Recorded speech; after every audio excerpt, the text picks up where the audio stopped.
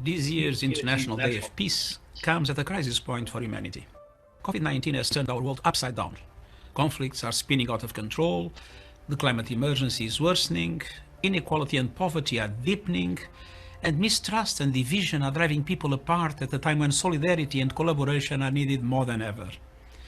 As a human family, we face a stark choice: peace or perpetual peril. We must choose peace. That is why I call for a 24-hour ceasefire today. And by working in solidarity for a lasting, sustainable peace every day, we can tackle the issues facing us. We need peace to urgently deliver life-saving vaccines and treatment for COVID-19. We need peace to recover from the pandemic and rebuild shattered systems and shattered lives. We need peace to level the playing field and reduce inequalities. We need peace to renew trust in one another and faith in facts and science. And we need to make peace with nature, to heal our planet, build a green economy, and achieve our net zero targets. Peace is not a naive dream. It is a light in the darkness, guiding us to the only pathway to a better future for humanity. Let's walk the pathway of peace as if our lives depended on it, because they do. Thank you.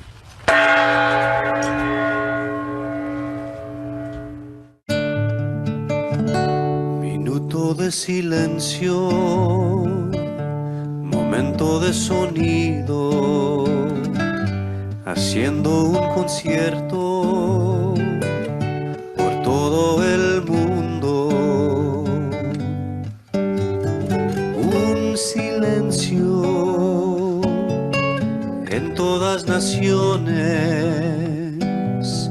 un sonido celebrando vida.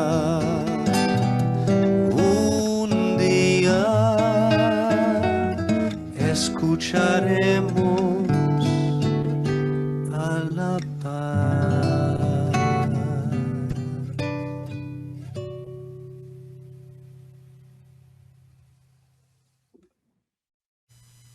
Hello, I'm delighted to welcome you to this International Day of Peace and our PeaceWave. My name is Becky Suzik, and I'd like to take a moment to share a little bit about the history and the intention behind the PeaceWave. The very first PeaceWave began on the first observation of the International Day of Peace on September 21st in 1982. PeaceWave continues to spread throughout the world in multiple ways. PeaceWave is for humanity to use as a unitive act of peace today, on Peace Day and every day. Together we form a peace wave, with participants joining at 12 noon in every time zone. Today we gather in the Global Fire Ceremony Zoom room, and with those of you watching us on the World Unity Week Facebook page and other Facebook pages. Wherever you are, you're invited to pause in silence at 12 noon local time today, and at the top of every hour throughout the International Day of Peace, and then every day hereafter at noon your time. We express our deep appreciation to all the individuals and organizations supporting and making possible our PeaceWave on this International Day of Peace.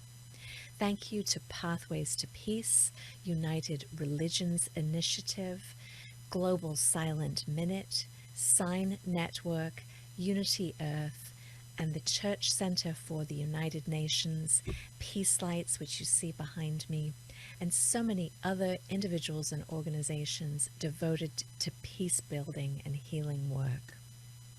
We are especially grateful, though, to you for the gift of your presence, for joining us here in these moments together devoted to peace on earth.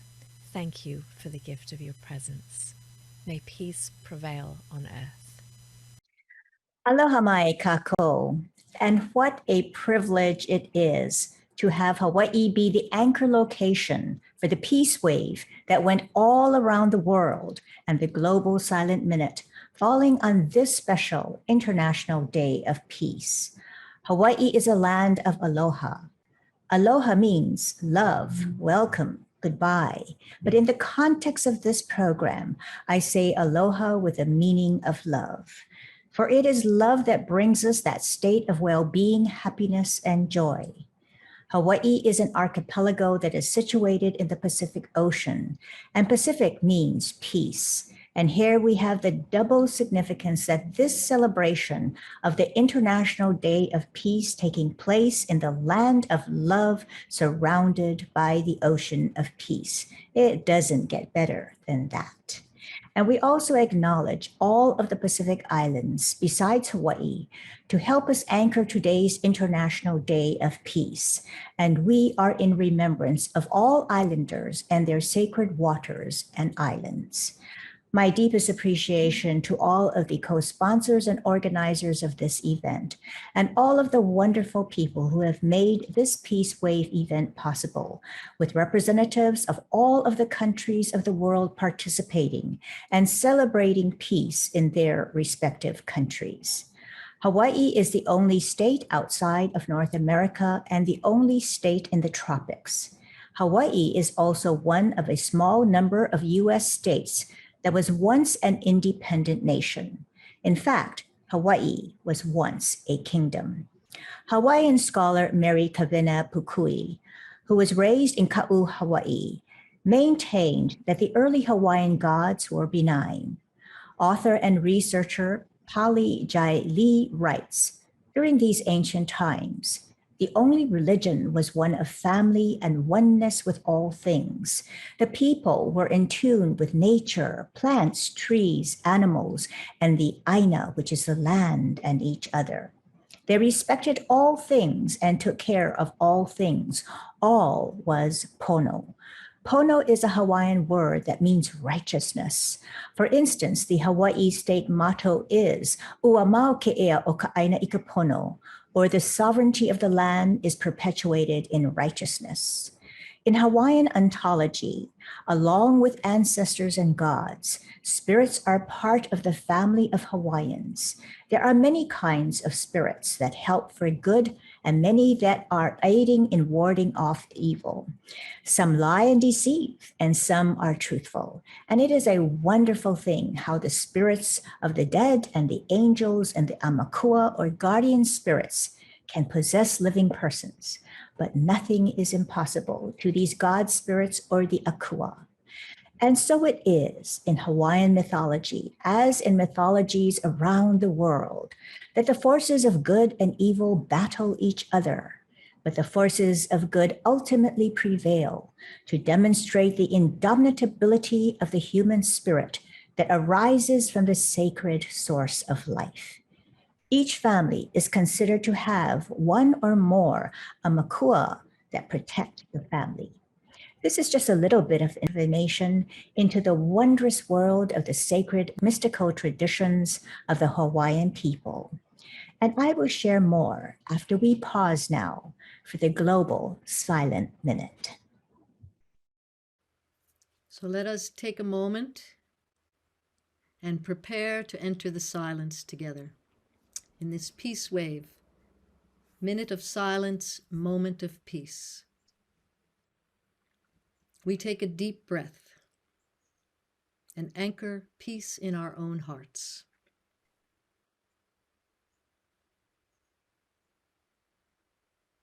And we unite our hearts across distance.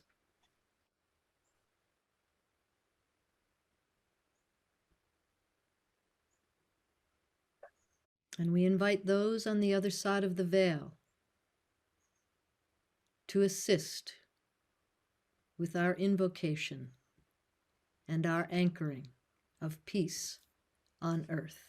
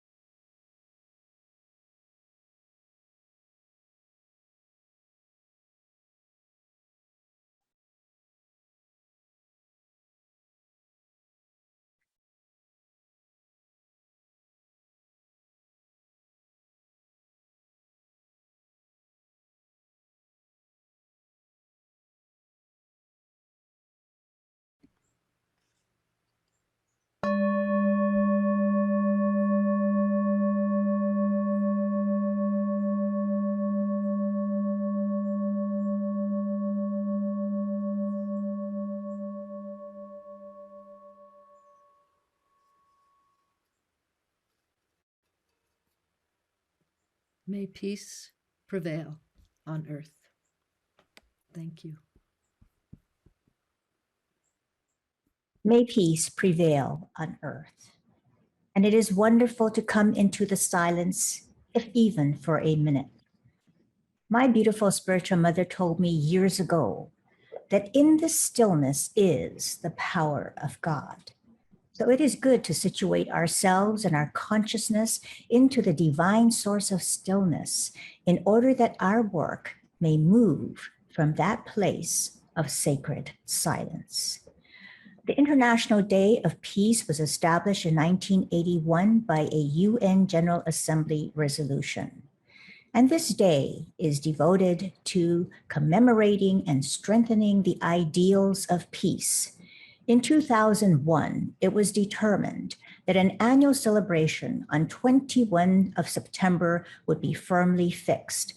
I can think of no better way to commemorate this special day than to be with all of you who are sincere seekers and workers for peace. The 2021 theme for the International Day of Peace is Recovering Better for an Equitable and Sustainable World. We invite you to join the efforts of the United Nations family as we focus on recovering better for a more equitable and peaceful world. Celebrate peace by standing up against acts of online and offline hate and by spreading compassion, kindness, and hope in the face of the pandemic and as we recover. The pandemic that took the world by storm in February of last year and has continued its rampage to now and into the foreseeable future with its ever-increasing variants, has been accompanied by a surge in stigma, discrimination, misinformation, and hatred, which only cost more lives instead of saving them. The virus attacks all without caring about where we are from or what we believe in. In confronting this public health crisis, we must be reminded that we are not each other's enemies. To be able to recover from the devastation of the pandemic, we must make peace with one another and be mindful to take care of each other. It is also important to restore the civility of words as well as actions into the discourses of our civic spaces. And we must make peace with nature. Despite the travel restrictions and economic shutdowns, climate change is not on pause. And what we need is a green and sustainable global economy that produces jobs, reduces emissions, and builds resilience to climate impacts. And we must be inspired to think creatively and collectively about how to help everyone recover better, how to build resilience. And we must find the creativity within ourselves to discover how to transform our world into one that is more equal, just, equitable, inclusive, sustainable, and healthier. In June 2021, the World Meteorological Organization wrote that 2021 is a make or break year for climate action, with a window to prevent the worst impacts of climate change, which include ever more frequent, intense droughts, floods, and storms closing rapidly. And the 2019 World Scientists' warning of a climate emergency noted an unprecedented surge in climate-related disasters and stated there is mounting evidence that we are nearly or have already crossed the tipping points associated with critical parts of the Earth system. And some of the greatest causes of climate change is our industrial activity, agricultural activity, deforestation, and the greenhouse gases that we generate and spew into the atmosphere. This is why it is so important to commemorate these special international days, such as today. International days are occasions to educate the public on issues of concern, to mobilize political will and resources to address global problems, and to celebrate and reinforce achievements of humanity. And I would like to share the following inspiring quotes listed today in India Today in an article about the International Day of Peace. From Lord Buddha, the only way to bring peace to the earth is to learn to make our own life peaceful. From His Holiness the Dalai Lama, peace does not mean an absence of conflicts. Differences will always be there. Peace means solving these differences through peaceful means, through dialogue, education, knowledge, and through humane ways. From Martin Luther King Jr., darkness cannot drive out darkness. Only light can do that. Hate cannot drive out hate. Only love can do that. From Albert Einstein, the world is a dangerous place to live, not because of the people who are evil, but because of the people who do not do anything about it. And from Lao Tzu, if there is to be peace in the world, there must be peace in the nations. If there is to be peace in the nations, there must be peace in the cities. If there is to be peace in the cities, there must be peace between neighbors. If there is to be peace between neighbors, there must be peace in the home. If there is to be peace in the home, there must be peace in the heart. From Melody Beattie, gratitude makes sense of our past, brings peace for today, and creates a vision for tomorrow. And from Jimi Hendrix, when the power of love overcomes the love of power, the world will know peace. What are some of the peace celebrations that are taking place all over the world on this special day that you could consider implementing in your own home or community? Join the global Feast for Peace, where the gathering can be a formal lunch or a group potluck where people bring a dish and share. Other events can be planned before, during, and after the global feast, including bell ringing, speakers, musical events, meditations and prayers, moments of silence, and other activities that foster a culture of peace. Peace education events, intercultural and interfaith dialogues, workshops on the UN Peace Day theme, meditation and prayer, planting peace poles, community gatherings, vigils, concerts, and festivals, soccer and football matches in the spirit of peace and service to others, writing peace poetry, yoga, marches, parades, and flag ceremonies, public programs with government officials, engaging youth in peace-building activities. Every year at the United Nations, the Secretary General rings the peace bell at UN headquarters in New York. And the peace bell was donated by the United Nations Association of Japan in June of 1954. The UN site on the International Day of Peace indicates, as a history of the bell, that a Mr. Chiyoji Nakagawa, the former counselor of the United Nations Association of Japan and observer during the sixth session of the General Assembly in Paris in 1951, proposed to build a peace bell as a symbol of hope for peace. The bell was cast from coins and medals donated by the representatives of member states, the Pope, and people, including children from over 60 different nations who supported his idea of a peace bell. And the bell tower was modeled after the Hinamido, a small temple decorated with flowers that symbolizes the place where Lord Buddha was born. It has become tradition to ring the bell on September 21st to celebrate the International Day of Peace. And on the International Day for Peace, the United Nations Secretary General rings the bell to pray for peace in the presence of representatives of permanent missions and officials of the UN Secretariat. And in 1994, a special ceremony was held to mark the 40th anniversary of the Japanese peace bell. On that occasion, Secretary General Boutros Boutros-Ghali said, "Whenever it has sounded, this Japanese peace bell has sent a clear message. The message is addressed to all humanity. Peace is precious. It is not enough to yearn for peace. Peace requires work, long, hard, difficult work.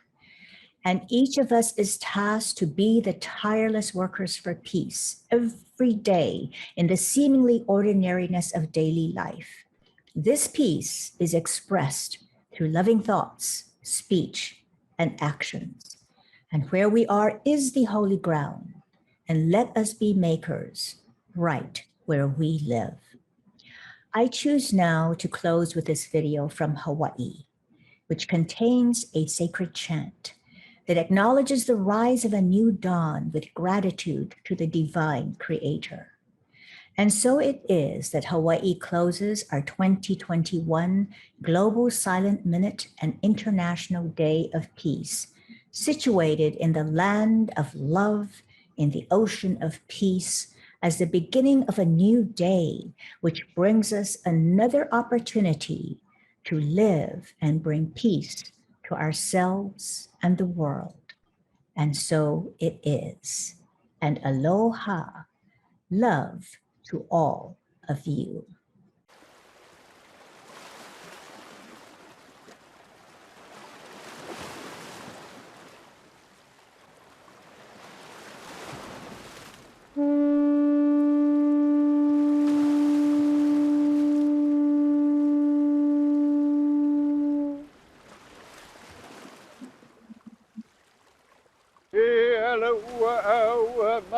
Malama ua hele ka naka aya I una ua kai o kai ho ka ula ka ho ka le. Now I ho ka puava uli puava ke moa kani moa hini mahiki na kau kalani. O wau ka liu liu e heaka. O ke akano ya mai kahiki ku, mai kahiki moi, mai kahiki kapa kapa we e kane. E a kapure ka vai oha. E ana ya we te atua. E ola noe.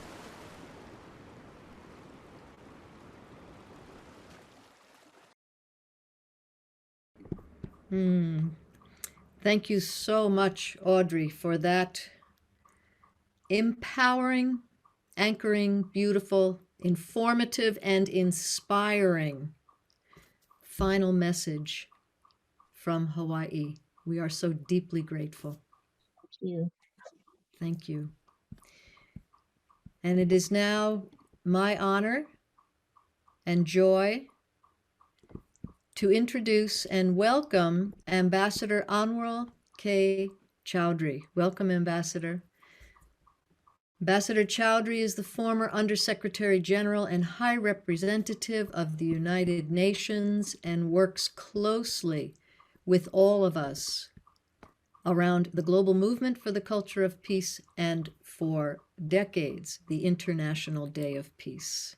Will you offer closing remarks, Ambassador Chowdhury? Thank you for being here live. Thank you very much, Dot, for those kind words. I agree with you 100%. What you said about the beauty of the message from Audrey, our dear Audrey Kitagawa. Wonderfully done, wonderfully presented, and such an full of emotion and passion in your message. Thank you, Audrey, for those words, and it's really moving words, I should say.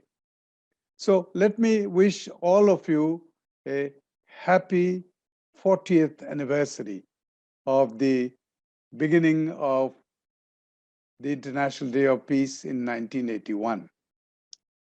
I still recall it was such a proud moment for me. In 1981, I was in the General Assembly as a representative of the new nation of Bangladesh. It was admitted only 7 years ago, before 81, 1974.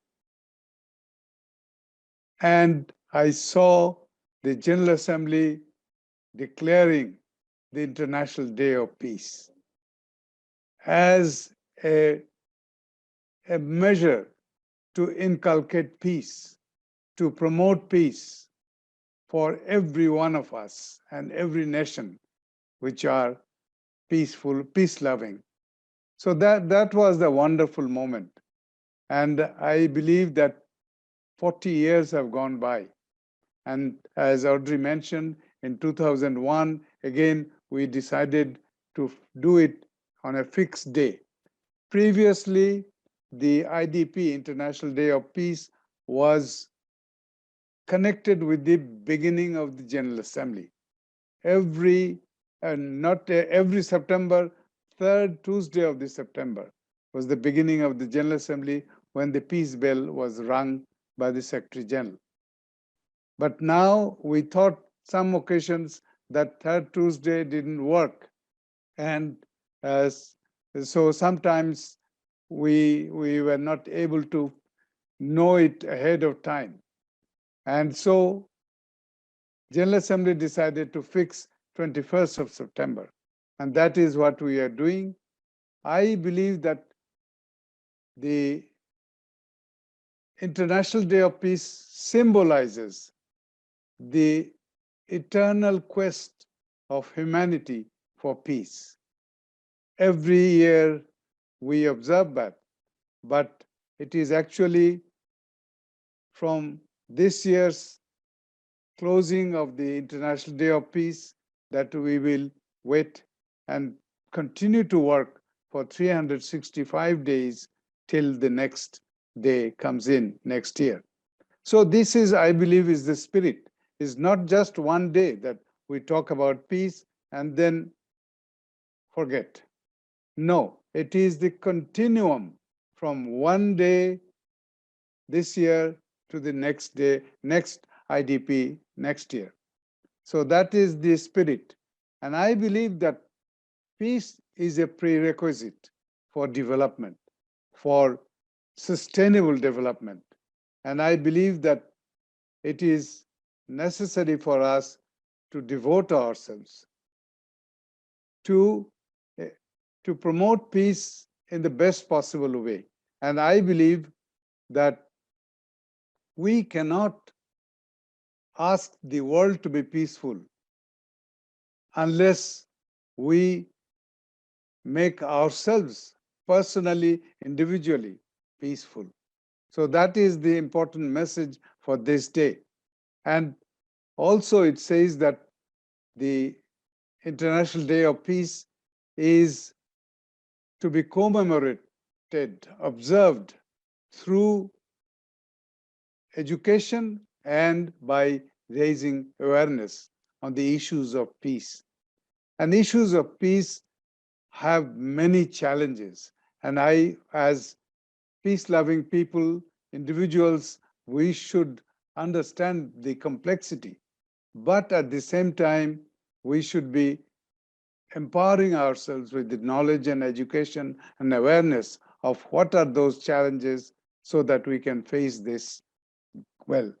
I believe that this individual and collective transformation, which is the core of the